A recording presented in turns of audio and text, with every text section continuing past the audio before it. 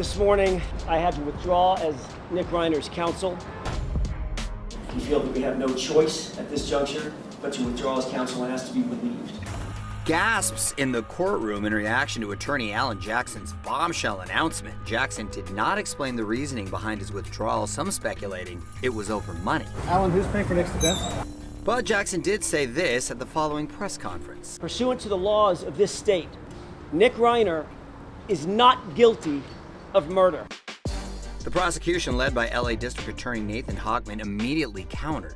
We are fully confident that a jury will convict Nick Reiner. NBC legal analyst Misty Marris explains the battling attorney's point of contention. Based on what Alan Jackson said and the language that he used, it seems like this might be a not guilty by reason of insanity plea.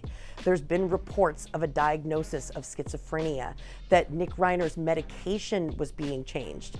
It would be no surprise if mental health is a key defense in this case moving forward.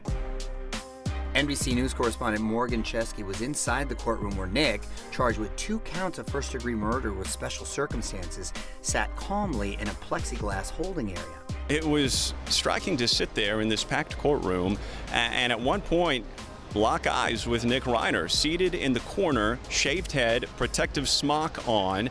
That first court appearance, he only uttered a few words to the judge. This time, he was speaking to his defense team. It even appeared he was speaking with the deputies there to guard him, at one point appearing to crack multiple smiles before saying the only audible words that we heard to the judge. When the judge asked him if he was aware that he was now being represented by a public defender, Nick said, "Yeah, I agree with that." At no point did he seem nervous.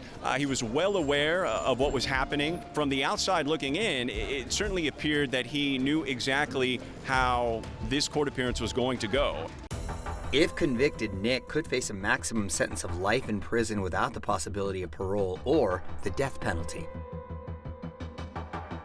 Well, a spokesman for the family tells Access they have the utmost trust in the legal process and will not comment further on matters related to the legal proceedings.